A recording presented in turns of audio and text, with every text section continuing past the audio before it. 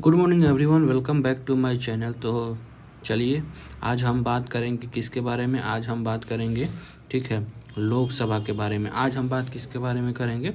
लोकसभा के बारे में। तो चलिए, इसका पिछले वाला वीडियो में मैंने राज्यसभा के बारे में बता दिया है और आज हम बात करेंगे लोकसभा के बारे में, ठीक है। लोकसभा संसद का निचला सदन, ठीक है, प्रथम सदन, लोकप्रिय सदन और जनता का सदन के नाम से जाना जाता है लोकसभा को, ठीक है।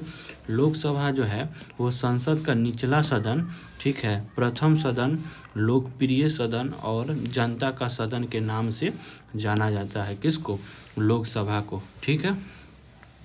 लोकसभा में अधिकतम सीटें 552 यानी कि 552 552 हो सकती है, ठीक है। किंतु वर्तमान में कितना है? किंतु वर्तमान में 545 सीटें हैं। किंतु वर्तमान में कितना है? 545 सीटें हैं, ठीक है। लोकसभा के सदस्यों का चुनाव जो है, लोकसभा के सदस्यों का चुनाव देश की जनता के द्वारा वयस्क मतदार के आधार पर प्रत्यक्ष रूप से किया जाता है। किसके द्वारा?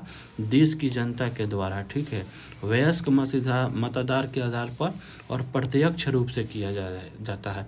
प्रत्यक्ष और अप्रत्यक्ष मैंने आपको बता दिया है, ठीक है। इसके लिए पूरे देश को निर्वाचन क्षेत्र में बांट दिया जाता है। इसके लिए क्या होता है कि पूरे देश को निर्वाचन क्षेत्र में बांट दिया जाता है, ठीक है। सामान्यतः प्रत्येक निर्वाचन क्षेत्र लगभग समान जनसंख्या वाला होता है। लगभग क्या होता है? समान जनसंख्या वाला होता है।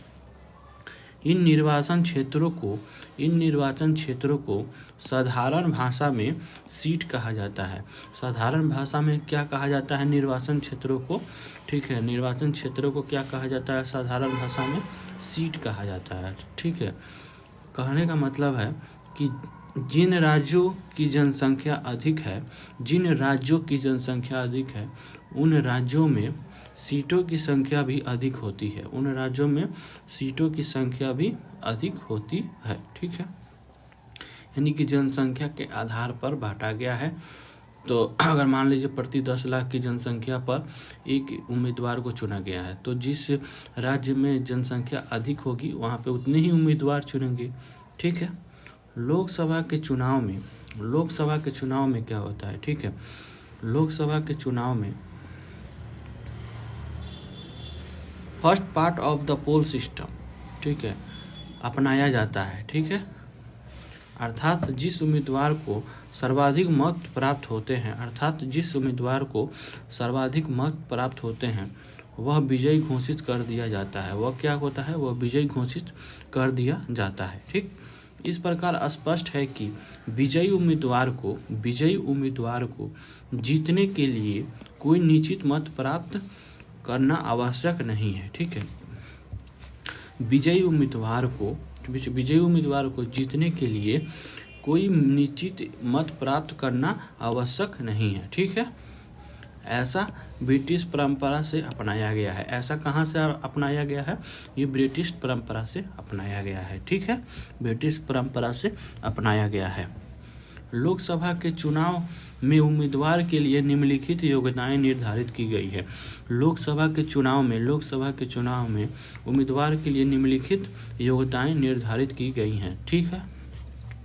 वह भारत का नागरिक होना चाहिए। फर्स्ट ऑफ ऑल, वह भारत का नागरिक होना चाहिए, ठीक है। उसके बाद उसने कम से कम 25 वर्ष की आयु पूरी कर लेनी होनी चाहिए। कम से कम वो 25 वर्ष की आयु पूरी कर लेनी चाहिए, ठीक है। वे किसी लाभ के पद पर नहीं होना चाहिए। वे किसी लाभ के पद पर कहने का मतलब है कि वे किसी सरकारी कामकाज नहीं करना चाहिए जिससे सरकार द्वारा उसको सैलरी आता हो, ठीक है। उसे जनप्रतिनिधि अधिनियम 1991 के अंतर्गत अयोग्य घोषित नहीं किया जा सकता हो, ठीक है।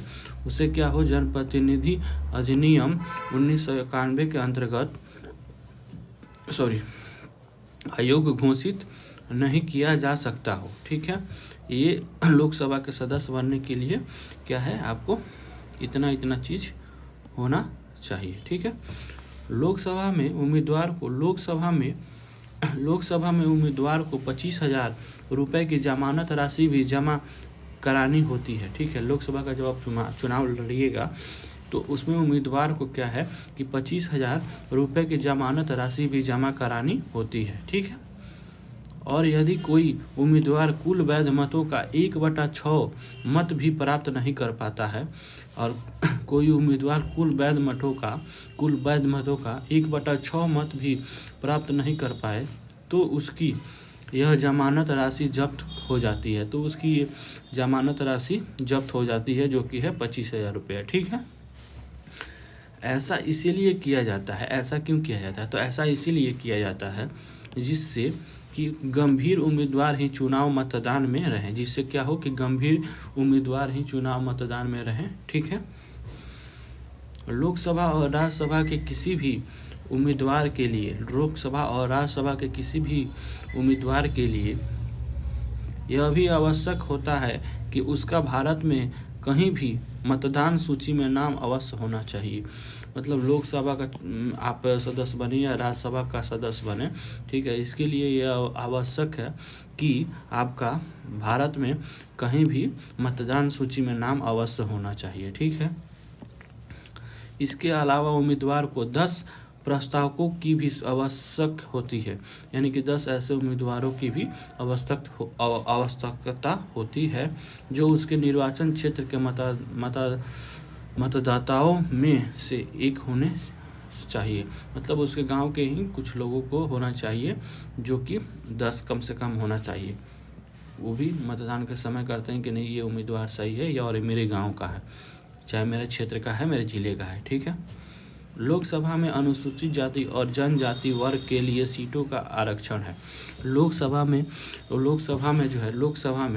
अनुसूचित जाति यानी कि SC और जनजाति यानी कि ST वर्ग के लिए सीटों का आरक्षण है। ठीक है, सीटों का क्या है, वो आरक्षण है। ठीक है, यह आरक्षण उन सीटों पर होता है जहां अनुसूचित जाति जनजाति के मतदाताओं की संख्या अधिक हो। जहां पे क्या हो, अनुसूचित जाति जनजाति के मतदाताओं की संख्या अधिक हो। ठीक है, इन आरक्षित सीटों पर सिर्फ अनुसूचित जाति या जनजाति व्यक्ति ही उम्मीदवार बन सकता है। यानी कि कहने का मतलब है कि इन आरक्षित सीटों पर सिर्फ अनुसूचित जाति और जनजाति व्यक्ति ही उम्मीदवार बन सकता है, किंतु मतदान सभी वर्ग के मतदाता करते हैं। मतदाता करते हैं, लेकिन वो उम्मीदवार कौन होना चाहिए, अनुसूचित जाति और अनुसूचित जनजाति के ही होना चाहिए। ठीक है, कोई भी किसी कास्ट का उम्मीदवार नहीं उसके सीट पर लड़ सकता है। ठीक है, लोकसभा के पदाधिकारी किसे कहते हैं? लोकसभा के पदाधिकारी। अब बात करेंगे लोकसभा के पदाधिकारी।